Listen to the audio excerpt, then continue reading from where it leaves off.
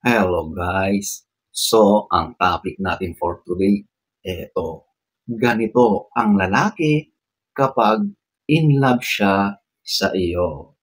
So, kung gusto mong malaman ang mga ito, panoorin mo ito.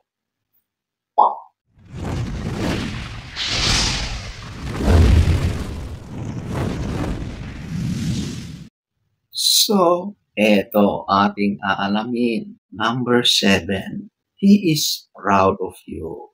Ang lalaki ay talagang ipinagmamalaki ka niyan sa buong mundo.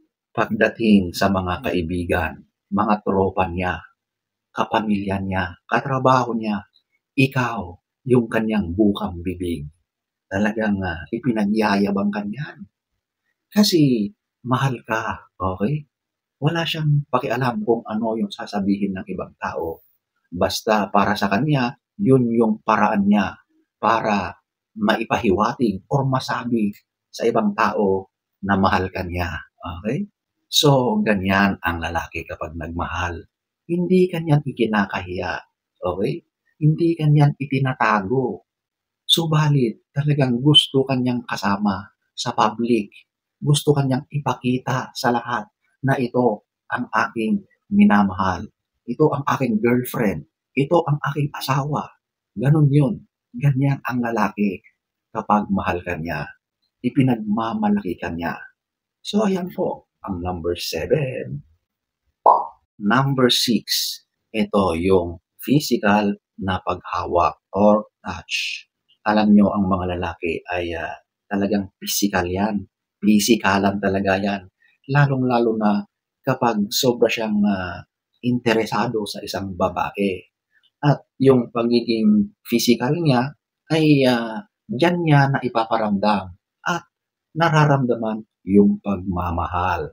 Kaya madalas ang mga lalaki kapag kayo na ay may pagkakaunawaan, sigurado na yan ay mag-a-attempt, magtatangka na pumawak sa iyo, hawakan ka sa kamay, mag-uumpisa yan na magiging dikit sa iyo, madikit sa iyo, dahil doon niya ipinaparamdam at mas nararamdaman yung pagmamahal. Kaya ladies, kapag may boyfriend kayo, at kapag yan ay nagtatangka, normal yan sa lalaki. Kasi yun yung way ng pag-express niya ng kanyang pagmamahal. Kung okay naman sa iyo at hindi labag sa iyong kalooban, why not? Tanggapin mo yung mga pagtatangka niya. Okay? So, ayan po ang number 6. Number 5, nagiging galante sa iyo. Oo, ang lalaki talaga kapag mahal ang isang babae, kapag gusto niya ang isang babae, madalas ay pinaggagastusan niya yan. Hindi ko nilalahat, pero karamihan, okay? Kasi may mga lalaki rin na sadyang nuknukan ng kuripot. Pero majority talaga kapag ang lalaki ay nagmahal, nagiging galante yan. Kasi yun yung way niya na magpakitang gilas sa isang babae na kaya niyang ibigay, kaya niyang mag-provide. Di ba? Ganun yun eh. Kaya kung napansin nyo, madalas ang gumagastos sa mga kinakain nyo, yung mga pinupuntahan nyo, or anything, madalas ay mga lalaki. Okay? Lalong-lalo na kapag yung mga dating stage pa lang, yung mga nagkakakilala pa lang kayo. So ladies, kapag galante sa iyo ang iyong karelasyon, mahal ka niyan, promise. Number 5.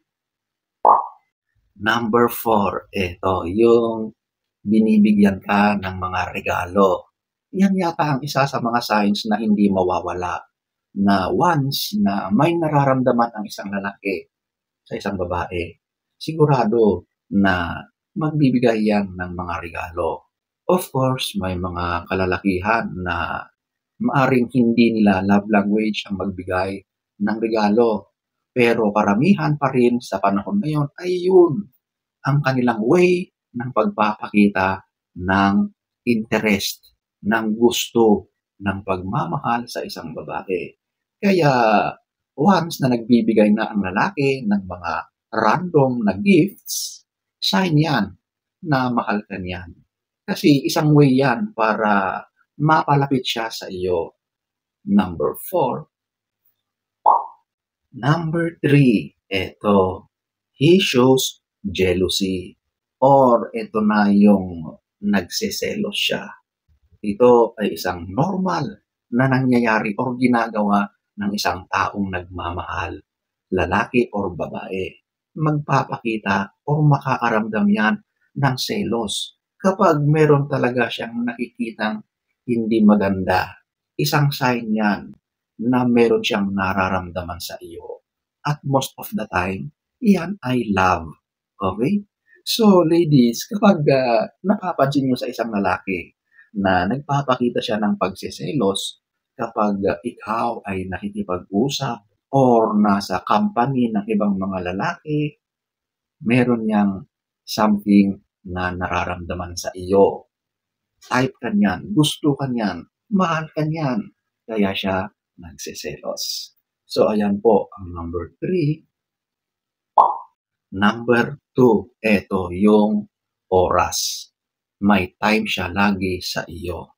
Siyempre, pag priority ka ng lalaki, meron siyang time lagi sa iyo.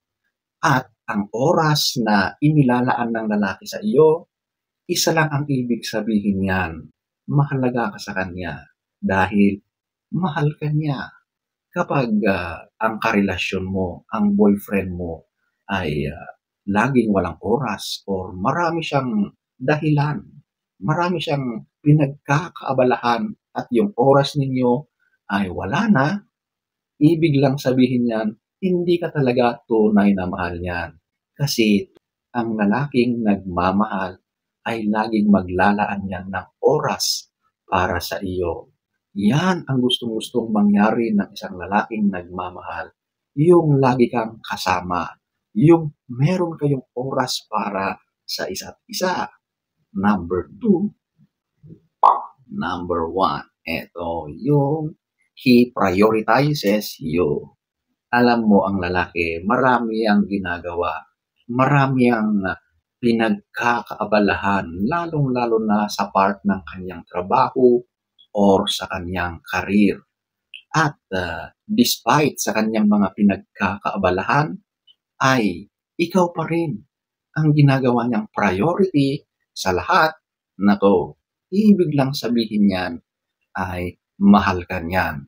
Kasi yung mga ginagawa niyang iba ay nagiging secondary na lang. Kapag priority ka ng lalaki, mapapansin mo yan, makikita mo yan, mararamdaman mo yan sa kanyang mga ginagawa sa iyo. So ladies, number 1.